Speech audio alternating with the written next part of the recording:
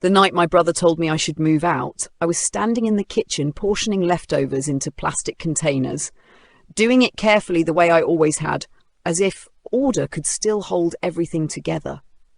My fingers ached from the cold and from age. I was 55 years old. My brother was 60. Neither of us was young enough to pretend starting over would be easy. Yet he said the words as if I could simply pack a bag and step into a brand new life waiting outside the door.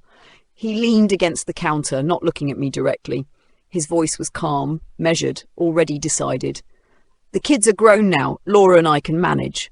You should think about yourself." I nodded. I didn't trust my voice. I sealed one container, then another, because my hands knew what to do even when my heart didn't. I asked if he wanted soup for tomorrow. He hesitated before saying no, and that hesitation told me everything. I was no longer necessary. I was no longer part of the plan. Upstairs, the kids were in their rooms. One was scrolling on her phone, the other pretending to study. They were old enough now to sense when something was wrong, but young enough to believe adults always knew what they were doing. I didn't want them to hear my voice break, so I carried the containers to the fridge, wiped the counter, and walked down the hall to the small bedroom that had never quite felt like mine. I sat on the edge of the bed and peeled the pain patch off my lower back. I'd been using them for years. The dull, constant ache had become part of me. The kind that comes from decades of bending, lifting, carrying, not just groceries or laundry, but other people's lives. I looked at myself in the mirror. A 55-year-old woman stared back. Grey threaded through my hair. Fine lines around my eyes, a face shaped by responsibility rather than choice. 19 years earlier, I'd been 46 when my brother called me in the middle of the night. His voice didn't sound like him. It was fractured, hollow, barely holding together. His wife had died of cancer in less than 6 months. One moment she was tired, the next she was gone. He was 41 then, with 2 young children and a house full of grief he didn't know how to manage. At that time, I had a life of my own. It wasn't glamorous, but it was mine. I worked as an accountant for a small firm. I rented a modest apartment. I'd been divorced for years and had finally reached a quiet place where my days felt predictable, stable. I had no children, no one depending on me. For the first time in a long while, I felt like I could breathe. Then my brother called. He didn't beg. He didn't have to. He said he didn't know how to do this alone. He didn't know how to get the kids to school, how to cook, how to keep everything from collapsing. I told him I would come help for a while, just until things settled down. I packed a small suitcase. A few weeks turned into months. The kids couldn't sleep unless I was there. My brother forgot to eat, forgot to pay bills, forgot appointments. I took over without anyone formally asking. I quit my job temporarily, telling myself I would return once the household stabilized. My company replaced me. I told myself that was fine. There would be other jobs. There would be time later. There was always a reason to stay. One child had nightmares.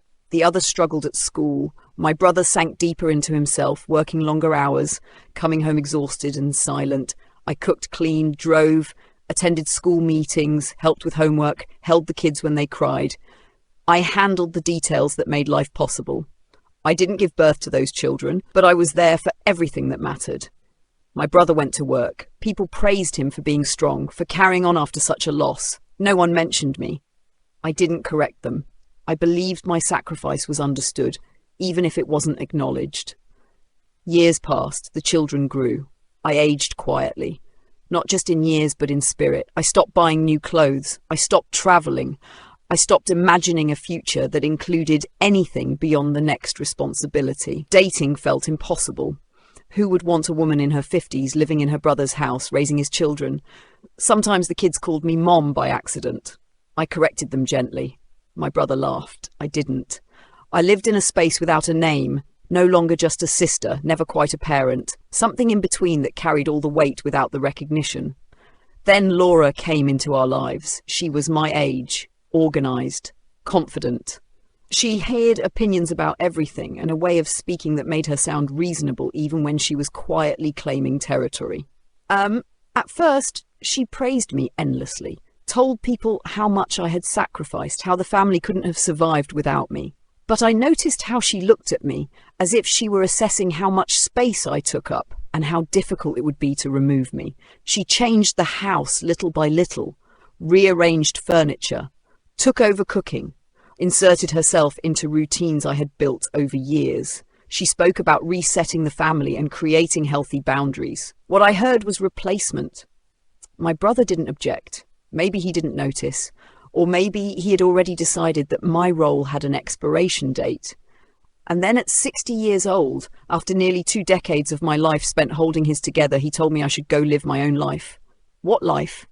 That night, lying in the narrow bed I had slept in for years, listening to the house settle around me, I felt something deeper than sadness. I felt unease.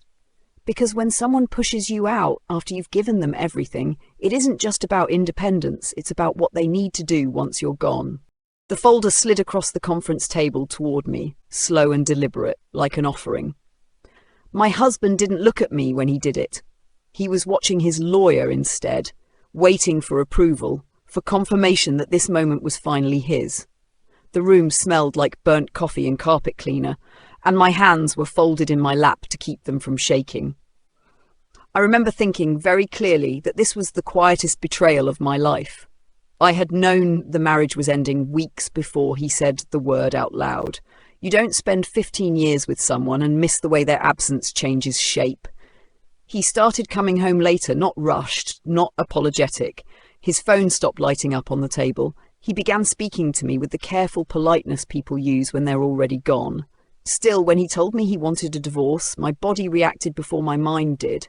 My ears rang. The kitchen light felt too bright. I nodded like I understood, like this was a conversation I'd been preparing for, even though I hadn't been preparing at all. What I wasn't ready for was how quickly he turned it into a transaction. He didn't ask how I felt. He didn't ask what would happen to our routines, our history, the life we'd built around our child. He told me what he wanted. The house, the cars, the business accounts, the investments, everything. He said it calmly, efficiently, the way he talked to contractors or clients. He said I could keep personal items, whatever I needed to start over. He said this like starting over was a small favor he was granting. I didn't argue, I didn't cry. I didn't ask him how he could say these things to me after all the years I'd stood beside him. I just sat there, listening, watching the way his jaw tightened when he talked about assets, the way his shoulders relaxed like a man who'd finally said the hard part out loud. In that moment, I understood something without fully naming it. He had already decided who won. We told our son the following evening. He stood at the edge of the living room, arms folded, taller than I remembered him being. He didn't say much. He nodded when his father explained that we would be living separately, that things would change. His eyes flicked to me once, quick and searching, and I smiled back because that's what mothers do when they're trying not to fall apart. Later that night, I heard him crying through his bedroom wall. I stayed where I was because I didn't know how to comfort him without breaking myself open. In the weeks that followed, everything moved faster than my emotions could catch up. Lawyers were hired, emails were sent, documents appeared that reduced my marriage to columns of numbers and lines of ownership. My husband became strangely generous in small ways, leaving cash on the counter, telling me not to worry about groceries, reminding me that he wanted this to be civil. Each gesture felt less like kindness and more like control. I told myself I was being paranoid, that divorce did this to people, that I was reading too much into it. I started packing before anyone asked me to. I sorted my clothes, old photographs, the things I'd brought into the marriage, and the things I'd quietly accumulated inside it. I was careful, methodical. There was comfort in touching objects I recognized as mine. The business paperwork was still spread across the desk in the study, the same place it had always been. I didn't touch it.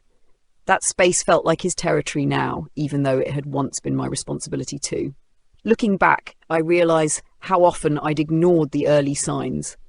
The months when the accounts never quite balanced the way they used to.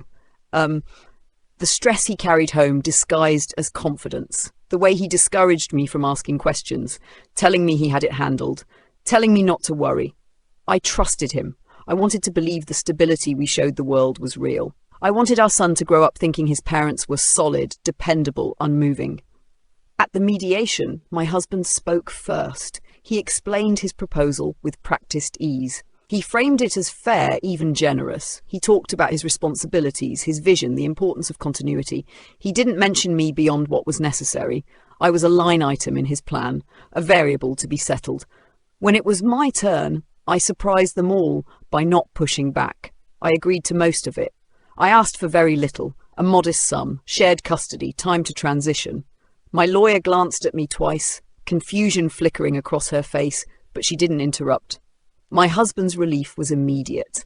He leaned back in his chair, folded his hands, nodded as if this outcome confirmed everything he believed about me, that I would be reasonable, that I would step aside. What none of them knew was how long I'd been sitting with silence, how practiced I was at swallowing questions, how familiar patience had become. I signed where they told me to sign. I read every page carefully. My husband skimmed, already mentally rearranging his future. Each signature felt heavy, deliberate. My name looked smaller than usual on the paper, but my hand was steady. By the time the meeting ended, it was late afternoon. Sunlight stretched across the parking lot in thin, tired lines. My husband shook hands, smiled, thanked everyone for their time. He looked at me once briefly with something close to satisfaction, as if this was the end of a long inconvenience. That night, alone in the quiet of the house that no longer felt like mine, I sat at the kitchen table and let myself feel everything I'd been holding back. The grief came first, sharp and sudden, then anger, low and controlled. Beneath it all was something else, something colder and clearer than the rest, a realization I hadn't wanted to face but could no longer ignore. This wasn't about ending a marriage. This was about taking possession. And while everyone else believed the story he was telling, I began to understand the cost of what he was so eager to claim. The morning after the mediation, I woke up before dawn, the house still dark and unfamiliar in its silence. My husband had already moved his things into the guest room, a quiet rearrangement that made the hallway feel longer than it used to. I lay there listening to the refrigerator hum, counting breaths, trying to convince myself that numbness was better than pain. It was easier to function that way, easier to get our son ready for school, to answer emails, to move through the day without collapsing. I made coffee and stood at the counter, staring at the wall like it might offer some explanation for how quickly a life could be reduced. 15 years condensed into paperwork and polite nods. I replayed his voice from the conference room, the way he spoke about ownership like it was proof of worth. At the time, I hadn't challenged him because challenging him had always come at a cost. Arguments with my husband never stayed about the thing we were discussing. They turned into character assessments, reminders of what I owed him, what he'd provided, how lucky I was. I told myself that agreeing was the mature thing, the stable thing. I told myself I was protecting our son from unnecessary conflict. That was the explanation I gave everyone when they asked why I hadn't fought harder. It sounded convincing enough that I almost believed it. Almost. As the days passed, I started noticing how freely my husband moved through the house, already behaving like a man who had won. He rearranged the garage without asking. He boxed up items he said he didn't remember buying for me. He talked openly about renovations, about simplifying, about selling eventually. Our son watched him carefully, eyes tracking every change. I watched too, though I pretended not to. At night, when the house was quiet again, I went through old files I'd kept tucked away out of habit. Years of business records, tax returns, statements I'd once organised meticulously when I still worked alongside him. I told myself I was just familiarising myself before handing things over fully. That this was closure. But something in my chest tightened as I compared figures across years, as patterns I'd once dismissed resurfaced with new clarity. There were gaps, not small ones. Transfers that didn't line up with income, loans I didn't remember authorising. I sat on the floor of the study long after midnight, papers spread around me like evidence at a crime scene, my heart beating louder with every calculation. The life we'd been living, the confidence my husband wore so easily, suddenly felt thin, fragile. I realised how much I had been shielded from during the years I stayed home, trusted him, believed the version of him he presented. The next morning, I tucked the papers away before anyone woke and moved through the day as usual. I packed lunches. I answered polite texts from my husband about schedules. I smiled at my son and asked about his classes. On the outside, nothing had changed. Inside, something had shifted permanently. I didn't confront my husband. Not then. I knew better. I had learned the rhythm of his temper over years, the way questioning him would only result in denial, anger, and another lecture about trust. Instead, I listened. I paid attention to the way he talked on the phone, the stress he tried to mask, the subtle cracks in his voice when he thought no one was paying attention. People started telling me I was handling everything gracefully. Family friends praised my composure. My mother told me she admired my strength. Their words settled over me like a weight. I wasn't being strong. I was being careful. There's a difference, though it took me a while to name it. One afternoon, while my husband was out and our son was at a friend's house, I called an old contact, a woman I'd worked with years before, someone who knew both me and the business well enough to speak honestly. We met for coffee far from our neighbourhood. I told her what I'd found, pushing the folded notes across the table. She studied them without expression, then looked up at me with something close to pity. "This isn't nothing," she said quietly. "If he's taking everything, he's taking all of this too." Her words settled into me slowly, like sediment sinking to the bottom of still water. I nodded, thanked her, left with a tight smile. I didn't cry until I was in my car, gripping the steering wheel so hard my hands ached. It wasn't grief that shook me then. It was clarity. In the following weeks, I watched my husband unravel in small, almost imperceptible ways. He was distracted, short-tempered. He bragged more than usual, talking about future plans, about freedom, about how simple things were going to be once everything was finalized. I let him talk. I asked gentle questions. I nodded. Each answer he gave filled another missing space. At home, our son began asking questions he hadn't asked before. Practical questions. Who would stay where? What would happen to the house? I answered carefully, truthfully but gently, always steering the conversation away from blame. I didn't want him carrying anger that wasn't his to hold. He had enough to process. The final mediation session was scheduled quickly. My husband pushed for it, eager to close the chapter. His confidence was almost unnerving. When we sat down again across from each other, he looked lighter than he had in months. He smiled easily, joked with his attorney, barely glanced at the documents as they were passed around. I felt calm, unnaturally so. My lawyer caught my eye once, concern flickering there, but she said nothing. I signed again, deliberate, composed. Each page felt final, irreversible. My husband's pen moved faster, his signature bold and careless. When it was over, he reached across the table, squeezed my hand briefly, a gesture meant to signal goodwill. Closure. I let him. His palm was warm, steady. He had no idea what he'd just bound himself to. That evening, after my son went to bed, I sat alone in the living room, surrounded by a house already half empty. I didn't feel victorious. I didn't feel relieved. What I felt was a quiet certainty. Whatever came next, whatever fallout waited beyond these walls, could no longer be avoided. Some truths don't announce themselves loudly. They settle in slowly, reshaping everything around them, until you finally understand there's no way back. Type continue to receive the next part. The papers were finalized, but the house still held its breath, like it didn't believe us yet. Rooms echoed when I walked through them. The walls carried the faint imprint of who we used to be, and I moved carefully, as if too much noise might wake something dangerous. My husband came and went with growing confidence, already talking about repainting, about selling off furniture, about clearing clutter. He spoke like a man stepping into a reward he felt was long overdue. I kept my routines small and predictable. School drop-offs, grocery lists, laundry folded the same way I had always folded it. Stability became a performance I gave for my son. He watched us with a quiet intensity, absorbing everything without asking much. When he hugged me goodbye in the mornings, he held on a second longer than before. I told myself that was enough, that love didn't need extensions. What unsettled me most was how relaxed my husband had become. The tension he'd carried for years seemed to lift now that everything was officially his. He laughed more. He slept better. He spoke openly on the phone, sometimes pacing the yard, sometimes standing in the kitchen where I could hear him talk about refinancing, about handling the mess once it's all under one roof. He never lowered his voice anymore. He didn't see a reason to. At night, I reviewed the copies I'd made. Numbers repeated themselves in my dreams. Debts stacking on top of debts, balances sliding from one account to another. I stopped reacting emotionally to what I saw and started organising it the way I had when I worked beside him.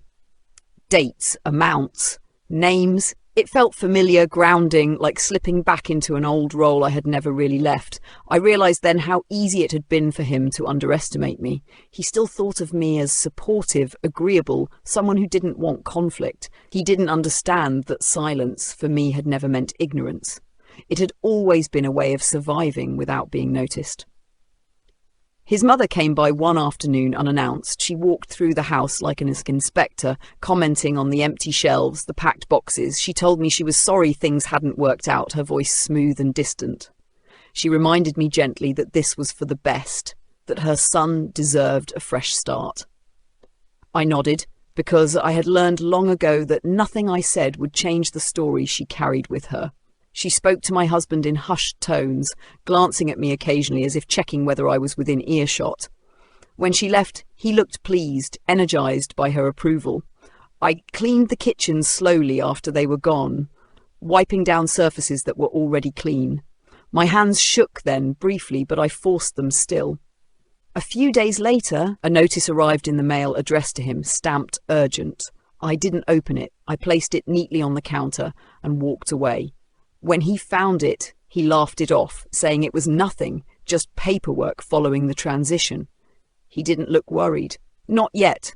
Our son's behaviour shifted subtly. He stopped asking about the future. He spent more time in his room, headphones on, door closed. When his father tried to engage him, the conversation stayed shallow. I could see disappointment settling into him, quiet and heavy. I wanted to shield him from what was coming, but I had already learned there were limits to what protection could do. I arranged my move quietly, efficiently. I took what I was allowed to take and nothing more. Clothes, books, personal mementos. The day I loaded my car, my husband stood by the door watching, arms crossed. He told me he hoped we could remain friendly. I thanked him. The word tasted strange in my mouth. The apartment I moved into was small, but it was calm. The air felt different there, lighter. I set up my son's room first, made sure his bed was comfortable. His desk arranged just the way he liked it. He didn't complain. He adapted the way children do when they sense complaining won't change anything. That hurt more than anger would have. Weeks passed. Phone calls increased. I heard my husband raising his voice through our son's phone during pickup times. He complained about banks, about missed deadlines, about misunderstandings. He grew more irritable, more defensive. He assured anyone who asked that everything was under control. I recognized the tone. It was the same one he'd used years before when I'd first noticed the cracks. One evening he showed up at the apartment without warning. His face looked tired, lines deeper than before. He asked to come in. I let him, because refusing would have turned it into something bigger. He paced the living room, talking fast, telling me about complications, about obligations he hadn't realised would fall solely on him. He stopped himself short, watching my expression carefully. I kept my face neutral. I told him I hoped it worked out. For the first time, he looked uncertain around me, not angry, not dismissive, just unsettled. He left shortly after, saying he'd call later. He didn't. That night, I lay awake, listening to the sounds of the apartment building settling, footsteps overhead, a distant television through the wall. I felt tired in a way that had nothing to do with sleep. The slow unravelling I'd anticipated was beginning, but it didn't bring satisfaction. Just a heavy understanding of how much damage had already been done. Somewhere across town, my husband was learning what it meant to carry everything alone, and while he still believed he was in control, I could feel the ground shifting beneath all of us, readying itself for the moment when truth no longer stayed quiet, type continue to receive the next part. The calls started coming in the middle of the workday, numbers I didn't recognise, voices asking for him, then correcting themselves when I said we were divorced. I told them they had the wrong person. I said it calmly, politely, like I wasn't hearing the shape of collapse forming on the other end of the line. After I hung up, I would sit still for a moment, breathing through the familiar tightness in my chest, reminding myself that this was no longer mine to manage. My husband's confidence didn't disappear all at once. It eroded, small cracks first. He missed a pickup time with our son and blamed traffic. Then he forgot a school meeting entirely. When I reminded him, he snapped at me, accused me of interfering, of wanting him to fail. I didn't respond. Silence had become my safest language. Our son noticed everything. He started watching his father the way I once had, quietly, carefully, like he was trying to understand the rules of a game that kept changing. One night, while I was making dinner, he asked if money was tight. The question landed heavier than he intended. I told him we were fine. It wasn't a lie. Not for us. A week later, my husband called and asked if we could talk. His voice sounded different, less controlled. He suggested we meet somewhere neutral, like we were strangers negotiating terms instead of people who had built a family together. We sat across from each other in a small cafe, the kind with chipped mugs and dim lighting. He didn't order anything, he just stared at the table, tapping his fingers, rehearsing something silently. He told me he hadn't realized how complicated things would be, that he'd assumed the business could absorb more than it could, that the house wasn't worth what he thought. He spoke quickly, defensively, like if he kept moving forward with the words, none of them would stick. I listened without interrupting. When he finally paused, he looked at me, searching for something. Sympathy, perhaps, or help. I didn't offer either. I told him I hoped he'd figure it out. I meant it in the same distant way you hope a storm passes without causing too much damage. He stared at me, confusion flickering into frustration. He accused me then, quietly, of knowing more than I'd said, of setting him up. The accusation didn't shock me. It felt inevitable. I didn't deny it. I didn't confirm it either. I told him I had trusted him for years and that we were past the point of explanations.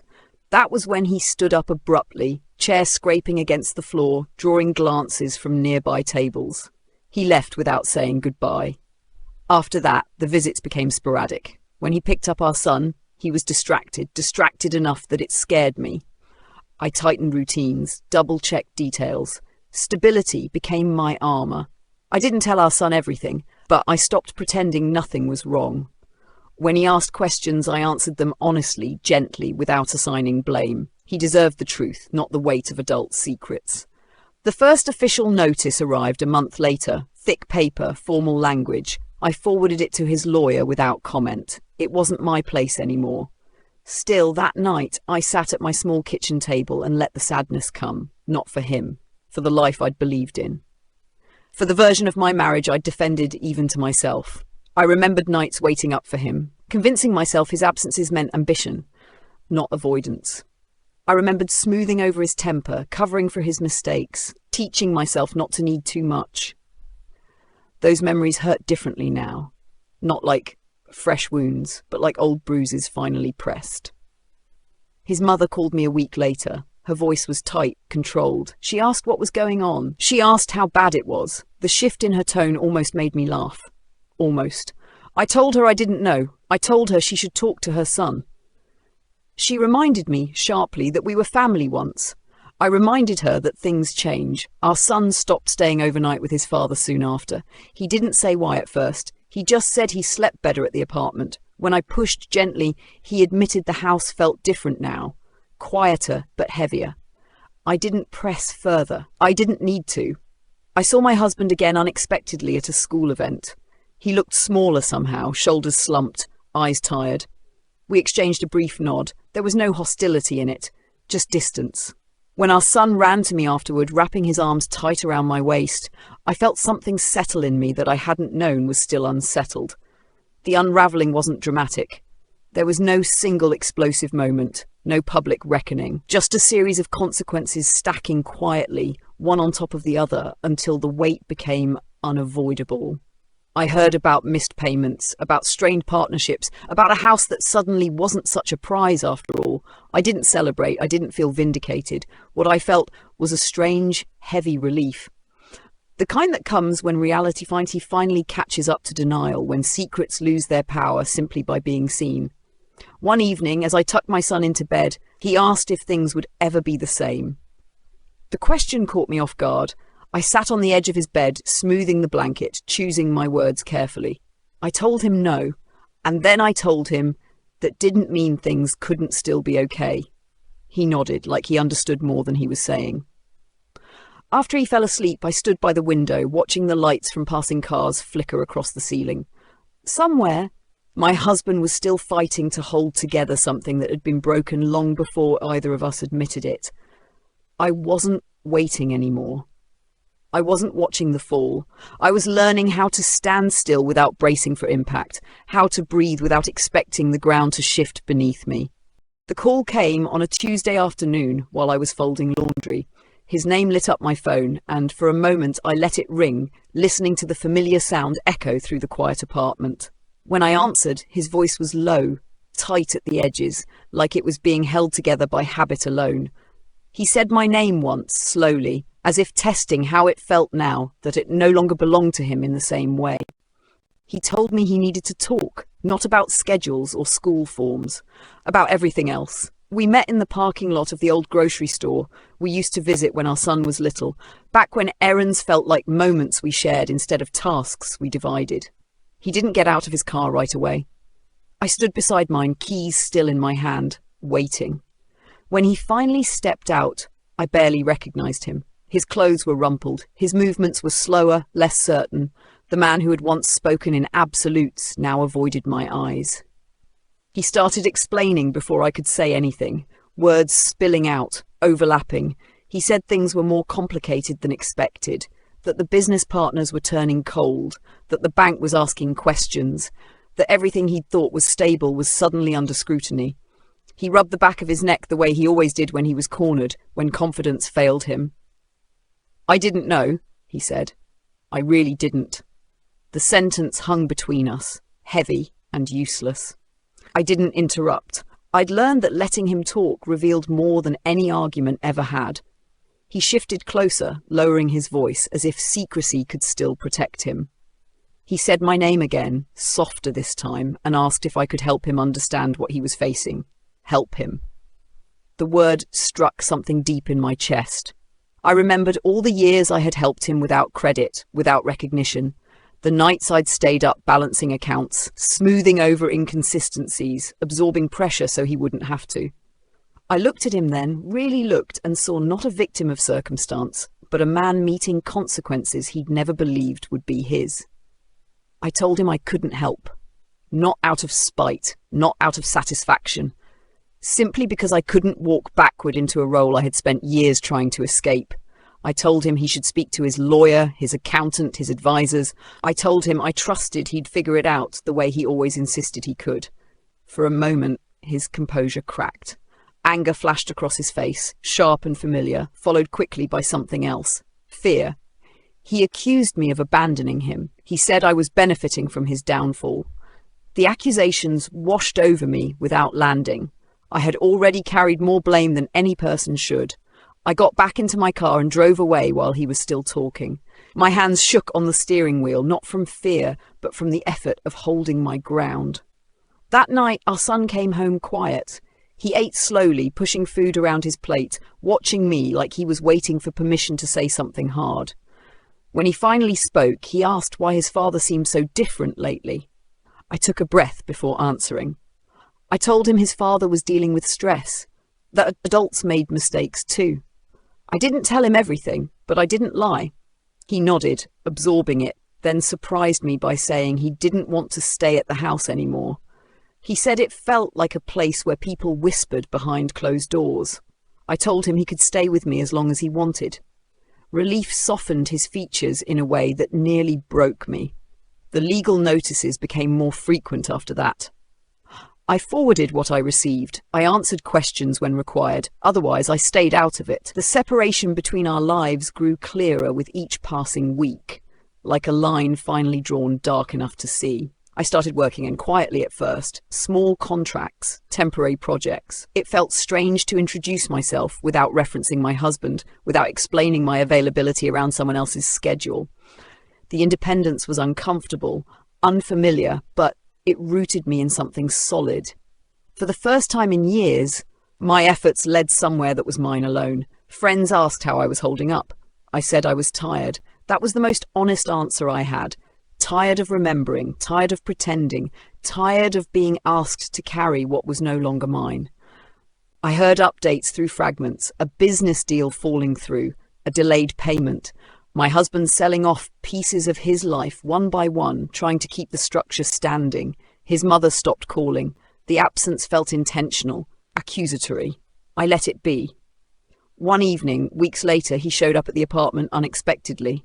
Our son was with a friend, and I opened the door to find him standing there, eyes ringed with exhaustion. He asked if he could come in. I hesitated, then stepped aside. He sat on the edge of the couch like a guest, hands clasped tightly. He apologized. The word felt too small for everything that had happened. He said he hadn't understood the weight of what he was taking. He said he missed our son. He said he missed the stability I'd created without ever acknowledging. I listened, detached, noticing how much effort it took him to speak without defending himself. When he finished, there was nothing left to say. I didn't forgive him. I didn't lash out. I told him I hoped he found a way forward. Then I asked him to leave. After the door closed, I stood in the quiet and felt the final strand loosen. The bond that had tied me to him, forged through years of compromise and silence, finally fell away. It wasn't dramatic. It didn't hurt the way I'd expected. It just ended. Later that night, as I lay awake, I realized something that startled me with its simplicity. I wasn't angry anymore. I wasn't waiting for an apology or a resolution that would make sense of the past. I was moving forward, one ordinary day at a time, without looking over my shoulder. Some endings announce themselves with noise and spectacle. Others arrive quietly, slipping into place once you stop reaching back. Type continue to receive the next part. Weeks that followed felt stretched thin, like time itself was learning how to move differently now that my life wasn't anchored to his pace. Days filled themselves with quiet work, school routines, dinners eaten at our small table. Nights were harder, not because I missed him, but because memory has its own gravity. It pulls without warning. A song in a grocery store, a turn of phrase my son used that sounded like his father. Moments like that reminded me how deeply intertwined we once were, even as the distance between us grew irreversible. My husband stopped calling altogether. At first, I noticed the absence like a missing sound. Then I adjusted. That, more than anything, frightened me. How easily the silence settled in, how quickly it felt normal. The first legal consequence landed quietly. A letter, formal and impersonal, addressed to him but forwarded through channels I could no longer ignore. I read it twice, then a third time, just to be sure. The language was dry, technical, but the meaning was unmistakable. Obligations unmet, terms triggered, timelines closing in. I felt a flicker of something, not triumph, not joy, but confirmation. Reality was catching up, slowly, unemotionally. I didn't tell anyone, not my family, not friends, not even my son. Some truths don't need witnesses to be real. My son grew steadier in the apartment. He decorated his walls with posters, rearranged his books, created a space that felt distinctly his. He began sleeping through the night again. His teachers emailed to say he seemed more focused, more himself. I read those messages twice, then closed my laptop and sat quietly, letting relief wash over me in measured waves. Whatever else I had lost, this mattered. One afternoon, while he was at school, I walked through the apartment slowly, noticing things I'd once overlooked, the scuffed floors, the uneven light from the windows. It wasn't beautiful, it wasn't impressive, but it was honest. Nothing here pretended to be more than it was. I realized how much of my married life had been spent maintaining an illusion, for neighbors, for colleagues, for myself. My work grew steadier, enough to feel reliable. I relearned the satisfaction of finishing something and knowing the result belonged to me. No deflection, no erasure, just effort and outcome, clean and direct. It grounded me in a way I hadn't realized I'd been missing for years. The call I'd been half expecting finally came late one evening. His voice sounded hollow, stripped of the assertiveness that once defined him. He told me the house might be sold, that partners were walking away, that he was considering options he never imagined he'd face. He spoke carefully, choosing words like stepping stones across cold water. I listened, quiet, attentive. When he paused, as if waiting for something, advice, reassurance, rescue, I told him I hoped he found clarity. I meant it, in the abstract way you wish safety to someone crossing a road you no longer walk beside. He thanked me, awkwardly, then said goodbye. He didn't ask for help again. After I hung up, I sat on the edge of the couch and felt the weight of finality settle. Not sadness, finality, a door closing without drama. His mother sent a message weeks later, short, polite. Asking how our son was doing, I replied in kind. He's well. He's adjusting. Thank you for checking in. The exchange ended there. I didn't wonder why she hadn't asked earlier. At school events, I noticed how little space he occupied now. When he appeared late and distracted, our son greeted him with restraint, affection tempered by caution. It hurt to see, even knowing it wasn't my doing. Children adapt, but they don't forget. I stayed present, supportive, letting their relationship find its own shape without interference. One night, after my son had gone to bed, I found myself sorting through a box of old photographs I'd carried with me without thinking. Images of vacations, birthdays, holidays where our smiles looked convincing enough to fool even me. I studied them carefully, searching for signs I might have missed. The truth was uncomfortable. We hadn't been unhappy all the time. There had been laughter. There had been love. That complexity didn't erase what followed, but it made it harder to reduce everything to villains and victims. I put the photos back into the box and slid it onto the closet shelf. I didn't throw it away. I didn't frame anything either. Some memories deserve distance, not destruction. The final legal notice came months later. Brief, definitive, the tone of a system that had finished its work. I read it once, then folded it neatly and placed it in a drawer. My hands were steady. The chapter had closed without spectacle, without applause, without an audience. That night, my son and I ate dinner together, laughing at something small and ordinary. Later, as I tucked him in, he hugged me tightly and told me he felt safe. The word lodged in my chest, warm and heavy. I stayed in his room longer than necessary, listening to his breathing even after he fell asleep. When I returned to the living room, the apartment was quiet in the way that only comes when there's nothing left unresolved. I sat down, exhaled, and let myself feel the fullness of where I was. Not healed, not untouched, but intact. I understood then that what my husband had taken wasn't what mattered. What mattered was what I had carried through the wreckage and kept. And for the first time since everything began to fall apart, I allowed myself to believe that this life, smaller, quieter, truer, might be enough. The house sold in late autumn. I didn't drive past it or ask for details, but the news reached me anyway, carried by the casual voices of people who didn't realize how much history lived inside those walls. I imagined the empty rooms, the echo of footsteps that no longer belonged to us, the quiet settling over a space that had once held so much noise. I felt a brief ache, then nothing. Loss doesn't always announce itself when it finally arrives. Sometimes it leaves quietly, like it's been waiting for permission. My husband didn't tell our son right away. When he did, it came out sideways, wrapped in excuses and half explanations. Our son came home that evening subdued but composed. He said it matter-of-factly, as if he were sharing the weather. I listened without interrupting, without correcting, without softening the truth. He didn't need protection anymore. He needed steadiness. So I gave him what I could. Dinner on time, homework checked, a familiar routine that didn't ask him to choose between past and present. I saw my husband a few times after that. Brief encounters, public places. We were polite, civil. He looked thinner, older in ways that had nothing to do with age. His voice carried less certainty, fewer assumptions. When he spoke about the future, it sounded tentative, as though he'd learned that planning didn't guarantee outcomes. I watched him carefully, not with resentment, but with clarity. This was the man he had always been becoming. There were moments when guilt tried to surface. A whisper asking if I could have warned him more directly, if silence had made me complicit in his fall. I sat with those thoughts and let them run their course. Then I remembered the countless times I'd asked to be heard, and hadn't been. The nights I'd explained, documented, cautioned, only to be dismissed. Silence hadn't started as strategy. It had been learned. Our son and I built a life that fit us better than the one we'd lost. We found small rituals. Sunday breakfasts, evening walks, shared jokes that made no sense to anyone else. He grew taller, steadier, his laughter returning in pieces. Sometimes he asked about his father. I answered honestly, without bitterness, without revision.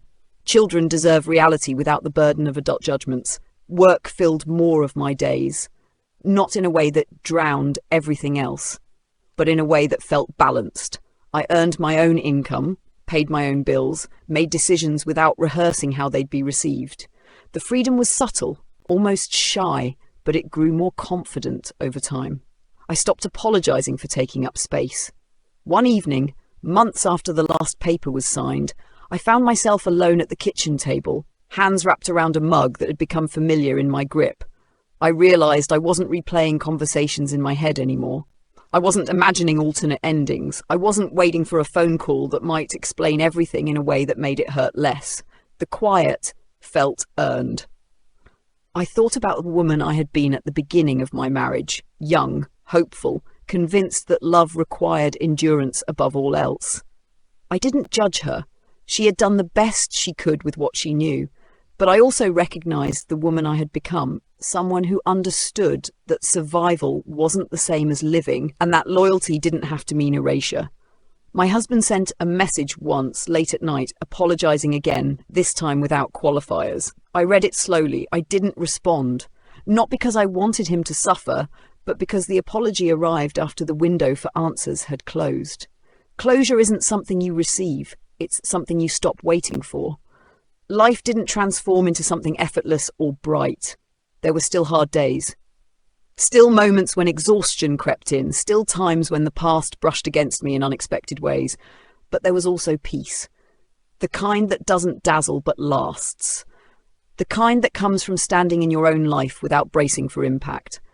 I watched our son step forward into his own independence, carrying pieces of both of us, shaped by what he'd witnessed and what he'd been spared. He didn't need me to be perfect. He needed me to be present. And I was. When I think back to that conference table now, to the folder sliding toward me, to my husband's certainty as he claimed what he thought was his, I understand something I couldn't name then. He didn't take my life from me. He revealed where it had already been slipping through my fingers. What he received was responsibility without understanding, ownership without foundation, weight without support. What I kept was myself. Thank you for staying with me until the very end. Thank you for listening to a story that took years to live and a lifetime to understand. Some truths are heavy to carry alone, and being heard is the quiet part of healing. If this story stayed with you, then it was worth telling.